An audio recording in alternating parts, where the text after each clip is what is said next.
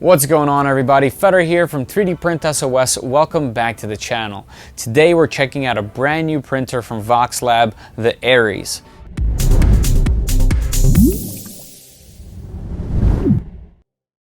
The original, the Voxelab Aquila and the Aquila X2 are phenomenal printers. I'm a huge fan of them, as you can see by the rest of the videos on my channel. They can print really high quality for their price, and they can do a lot of different materials with just ever so gently, tiny, inexpensive tweaks, which I am a huge fan of. Now, I'm really excited for this because it is a completely different take on a similar type and style printer. This printer borrows a lot of ideas from the parent company FlashForge, where this printer's form factor comes in a cube with a proprietary frame, and it uses linear rails instead of wheels and extrusions or V-slots for how it functions, which is not a bad thing. FlashForge is a massively successful company, and they're definitely a great printer. They're stout and they're really easy to get started with. Which brings me to my next point. I think the original is more along the lines of a person that's more of a hobbyist in 3D printing. They're not afraid of opening a box full of parts, assembling it, taking their time, calibrating, aligning. If something goes wrong, they're willing to troubleshoot it themselves.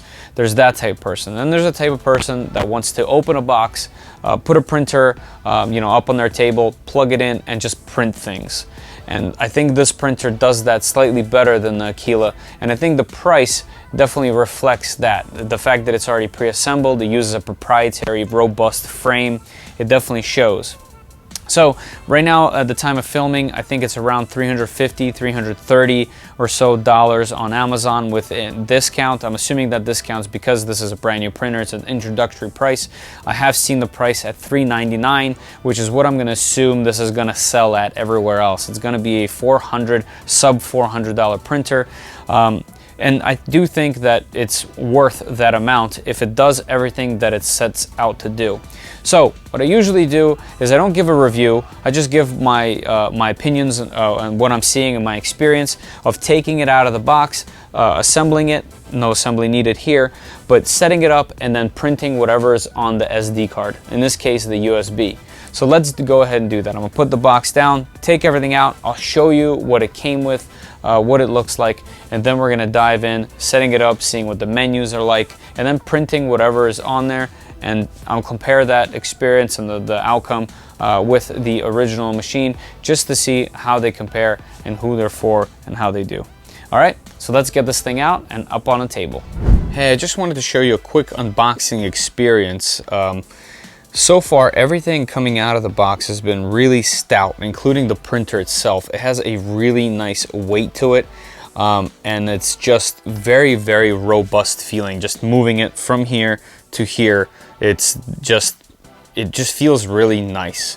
It looks really high quality. All the plastics are protected very nicely. Everything in here just doesn't move, doesn't jingle. They did a very good job packaging. It looks like things on the inside are zip tied so they don't move. The print bed was on top, and it looks to be the same exact print bed as on the Aquilas. This is the X2. Here's the size comparison.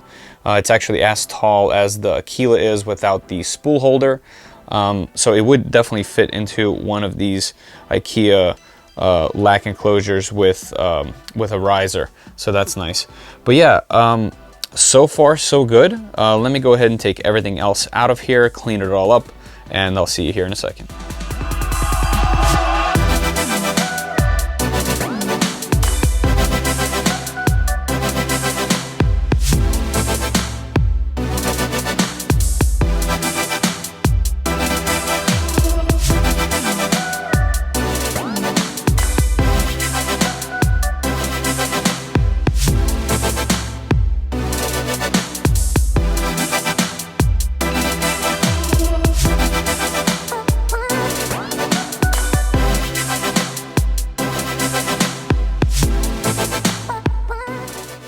All right, so here's the Aries out on the table with everything that it comes with.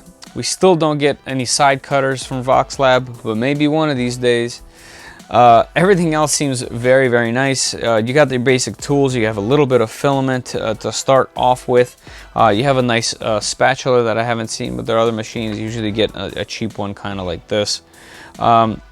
Even though we do get a tiny bit of filament, I am going to use Yusu Rainbow Silk, as I typically do for these machines, to get the tests going, just to see what it's like, and I know that filament is good to go. Putting the bed on the printer was actually a really nice experience. It kind of slides into the back, you push it down, and there's these red levers that you put together, and they clip the front of the bed and kind of lock it in place so it does not move. I really like this mechanism. I really hope that they borrow this from this machine and put it on their other machines. I think this is a really great way to install a bed and without having to deal with flimsy clips that could potentially scrape the bottom of the heating element and cause damage. I really like that. Moving on, I see in the back the bed is riding up and down on 10mm rods, linear rods and bearings, which is really nice. I have another printer that rides on 8mm, and seeing the 10s is really cool. I'd love to upgrade my other machine to these. Speaking of rods, it looks like the rods on top are significantly smaller, which is totally okay. I don't think that'll play a major part in this printer. However, I did want to mention that I noticed that the x-axis is riding on bushings instead of bearings, unlike everything else on the printer.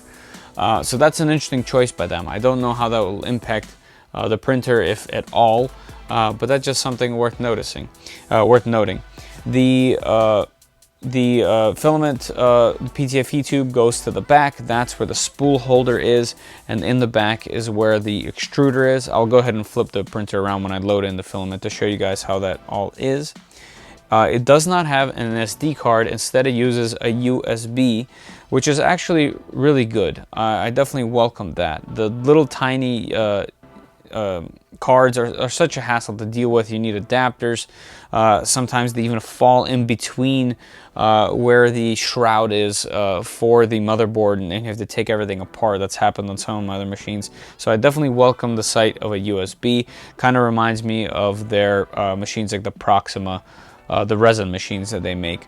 So that's nice. The touchscreen, I haven't really played with it. I did hit info. Seems to be fast and easy to press. I'll go ahead and get you guys in here for a closer look at what the menus are in a minute here. But basically, let's load in some filament, and then I'd like to look at the menus, and then let's go ahead and see what leveling the bed is like. There is 2 knobs on the bottom of the bed, but that's it. So the back seems to be like a pivot point. So it's a 3-point system, which is very good. Much easier to level typically than a 4-level bed. So that's nice. I have a feeling that leveling this is going to be an absolute breeze. So I'm excited to get started. Let me clean this up, load in the filament. Let's get it going. All right, so the back of the machine, nothing too exciting here, but let's go over the couple things that are back here.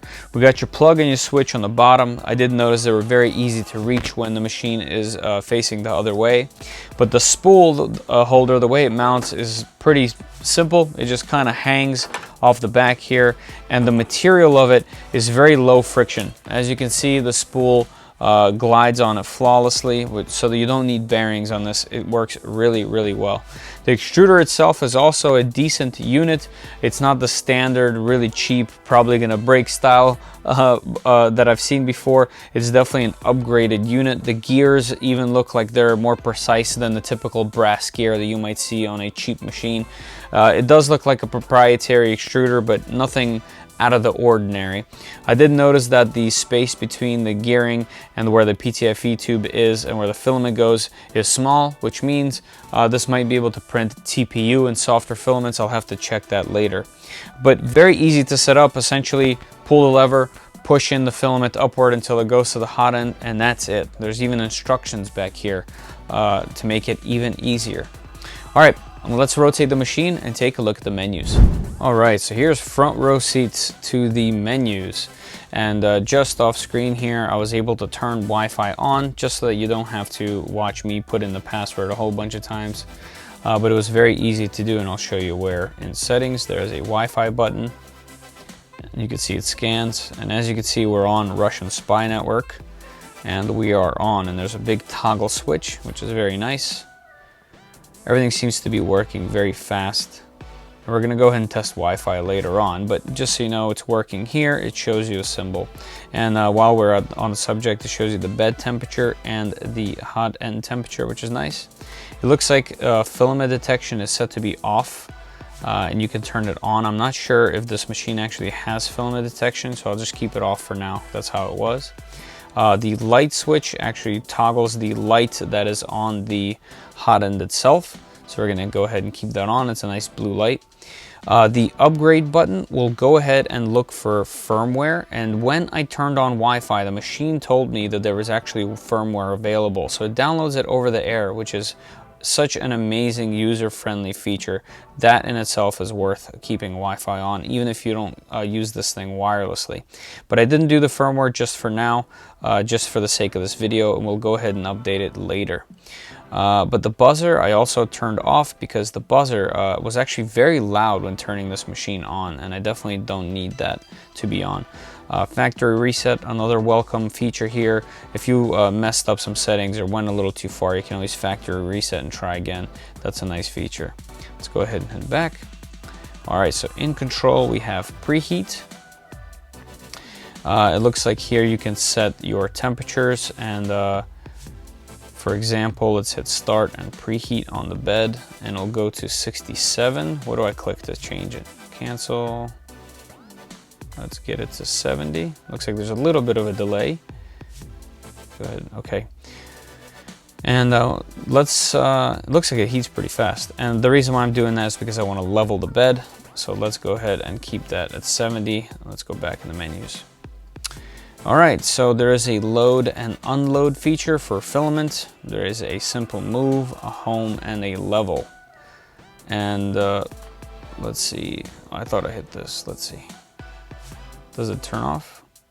I can even hear it. Okay, so apparently preheating just heats it in this menu, and if you hit back, it turns off the preheat feature. I wonder if that's something that they fix later on in firmware. Probably, because you definitely want to be able to heat it the entire time, not just when you leave this menu. So maybe we're gonna go ahead and check that after the update happens. But for now, that's where we're at. But essentially what you want to do in here is get it up to temperature and then go ahead and hit the level switch. So we'll come back to that. All right, under build, you can choose a USB device and disk. This is disk memory. Lost and found, let's see what's in there. Nothing on there now. And I'm not sure how you move files back and forth, but I'm assuming you have those features when accessing actual files. Models. Okay, the test hook and the Aries test, I've seen those two, but I've never seen this gearbox. That's interesting. Let's see what happens when you click it. Okay, it gives you a rough estimation. 1 hour, 30 minutes. That's actually pretty fast. At 60 millimeters per second. Okay, not surprised. It's a pretty stout machine. Not surprised 60 is the standard. What's this button do? Copying. Okay, it looks like I copied this file. Let's see if that's how you move files to the internal disk. It is. So there you go. And let's see how delete works. Okay, as you can see, it's fast and snappy. Nothing to complain about here. And I think we're going to go ahead and test that bearing model. It looks pretty interesting. I've definitely done many of these. So that'll be our first print. But first, let's level the bed. All right, so bed leveling on this machine, the system's got to be one of the best that I've used on any printer. So I wanted to showcase how to do it. You're going to need a piece of paper. This one came with the printer. But basically, what you do is you go to Control, you go to Level, and the platform is going to lift up, and everything's going to set itself up. So I'll fast forward to this part, and I'll see you in a second. All right, so now the platform's all the way up. You hear that beep, and it tells you here, click the arrow to adjust the platform so that it just touches the nozzle. What it doesn't mention is the piece of paper. You're gonna want the piece of paper to be under it. So I'm gonna click it down a couple times to make some room underneath the nozzle. And I might be in the shot for a couple of this, for a little bit, but you know, bear with me. So I got the paper on the print bed, and now I'm gonna click down a few times so that it just, up, so that it just rests on the piece of paper. I'm getting close now, that's why I'm moving the paper back and forth. And I want to feel a grind on the paper. I don't want it to grab like this where it bunches up and I can't move, but I definitely want it to touch and grind on the paper. So I'll keep moving little by little. So it looks like 1.5 is too much, so let's do 1.4. There we go. All right, and then we're gonna hit next. The platform is going to move down and move to the next point. That's gonna be where this knob is. There's two knobs on the bottom of the print bed. So there you go, it moves rather fast in this direction because it doesn't have to go all the way up again. So when it gets there, right there, I'm going to put my paper underneath. You hear that beep. And I'm going to manually adjust it so that it grabs the piece of paper, kind of like a regular machine. All right, right there, just a little bit of friction. You don't want it bunching up, but you want it to definitely be grinding the paper. And we're gonna hit next. Now the printer is gonna move the bed down and move everything over to the second knob. There's only 3 points here, which is great. There you go. Now let's adjust this one. Then I'll put my paper underneath the nozzle, and then I'm going to unscrew until we get a grind noise or sound or feel. There we go, right there. I'm going to hit complete. Calibration is stored. Extruder is homing. So now it's going to save these settings, and now when you print, everything should be nice and leveled. All right, so I definitely have a clogging issue. As you can see, it's not extruding anything. I originally thought it was a leveling issue, but the bed is actually leveled pretty decently. It's just not extruding. The extruder was clicking really loudly a second ago. But what's happening is this coupler is no longer holding the PTFE tube down to the nozzle.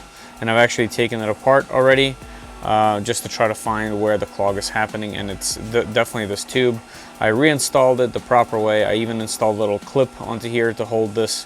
But here's essentially what's happening. Where to put that piece? Here we go.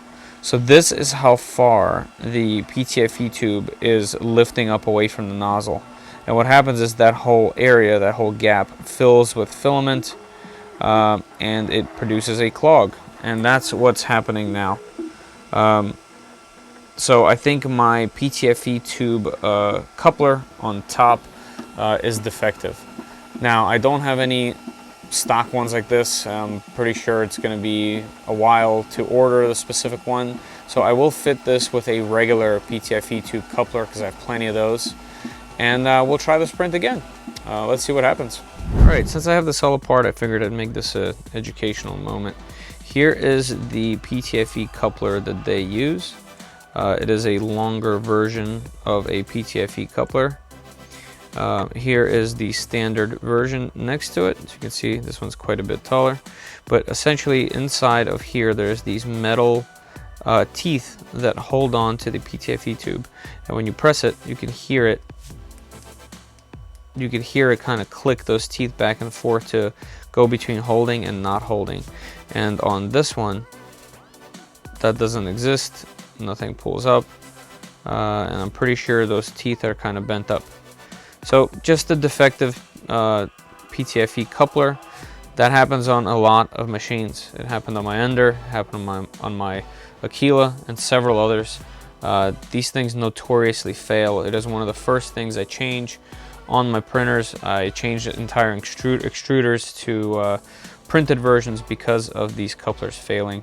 So it looks like this longer model is still no help. But what I'm going to do is I'm going to put in one of these slightly higher quality versions in there and see if that will fix and get us printing. And then we'll talk about it.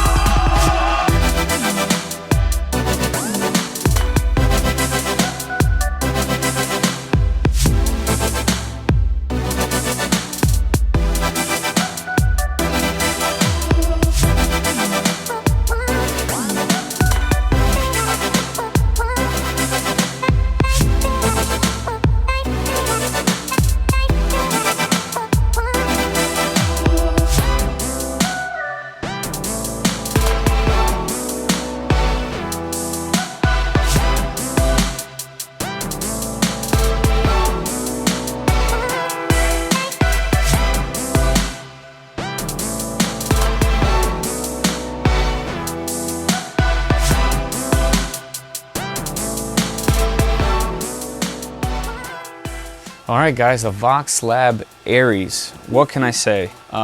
First, let me talk about it without the little issue I had with the PTFE coupler, as if I didn't have that.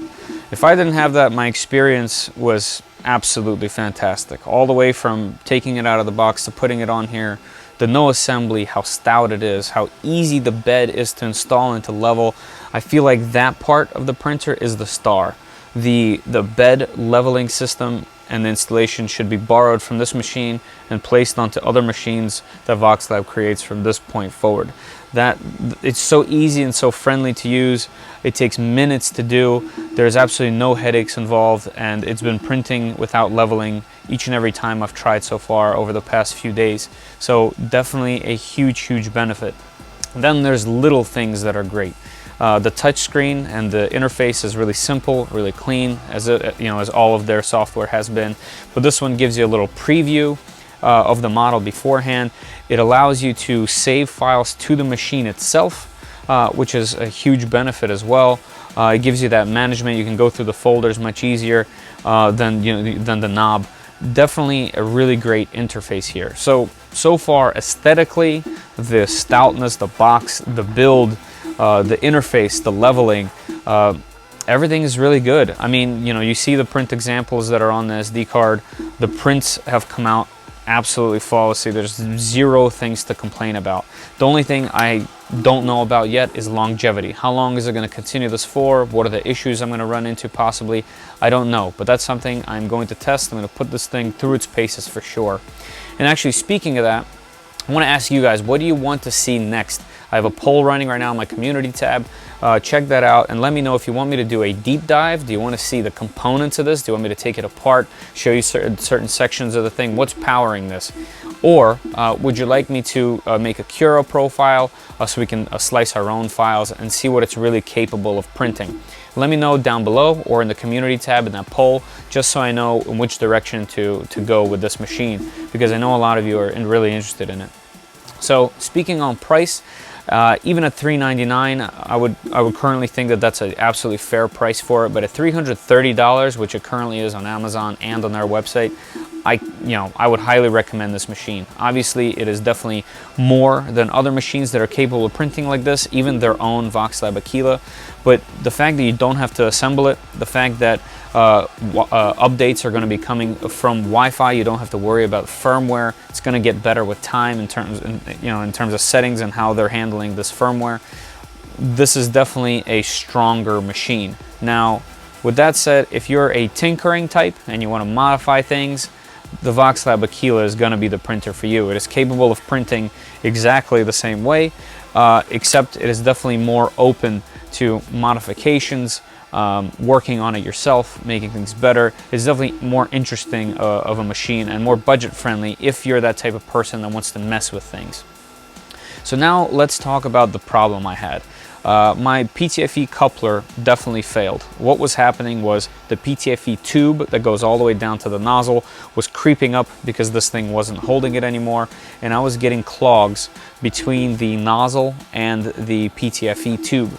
It happened repeatedly until I took it apart and switched out that coupler for a standard coupler, a shorter version, because these aren't readily available yet.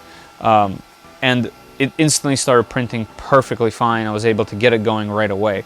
Now, that's because I'm familiar with 3D printing. I have these parts on hand. If this was your first printer or even your second printer, that would be a really frustrating issue. So I messaged Voxelab after sales team. They replied the next morning. They gave me choices on what to do. They were willing to help me fix this issue, and I really appreciate that. I've had problems with other machines that are of a similar price, even more, I had to wait days if not weeks for a solution, and the solutions I could have done better without even asking them. So knowing that they stand behind their product, they're willing to help right away, that's very refreshing, and I definitely appreciate that. So use that number if you have issues. The number and the email, the email and the link that's on that sticker on the printer. If you have issues, use it. Now, this is a small QC problem.